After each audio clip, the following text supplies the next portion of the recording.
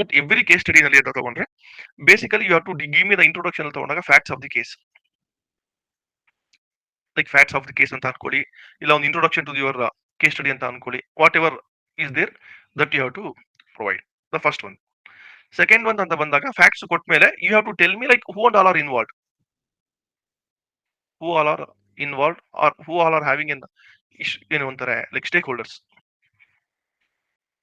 So stakeholders ಯಾರ್ಯಾರು ಈ case ಸ್ಟಡಿನಲ್ಲಿ, like who are the players. ಒಂದು ಸಿನಿಮಾ ಅಂತ ತಗೊಂಡ್ರೆ ಸಿನಿಮಾಲಿರೋ ಆಕ್ಟರ್ಸ್ ಯಾರ್ಯಾರು, then you will be the main hero, many other actors are there and you are the main individual there. So in this case study, what is your problem? So what is that issue that you are going to face, like ethical issue that you are going to face ಏನು.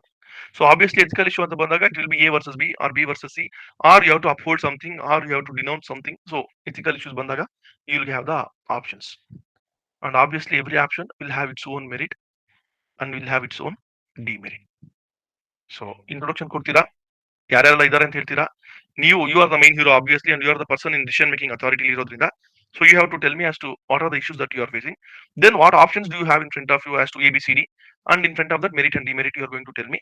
Then finally what is that action that you are going to take, like final action or final course or final option whatever you want to call it.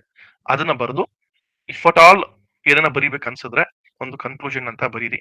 ಇಲ್ಲ if the solution is asking for A way forward, ಅವರೇ ಕೇಳಿದ್ದಾರೆ like give suggestions to avoid these kind of dilemmas in the future ಅಂತಲೋ, or what will be your suggestion ಅಂತ ಜನ ಕೇಳಿದ್ರೆ you can give the suggestion. So 1 2 3 4 5 so any case study that comes there, ಈ 6 steps or ಈ 6 angle ಅಲ್ಲಿ you have to write. Is it clear sir?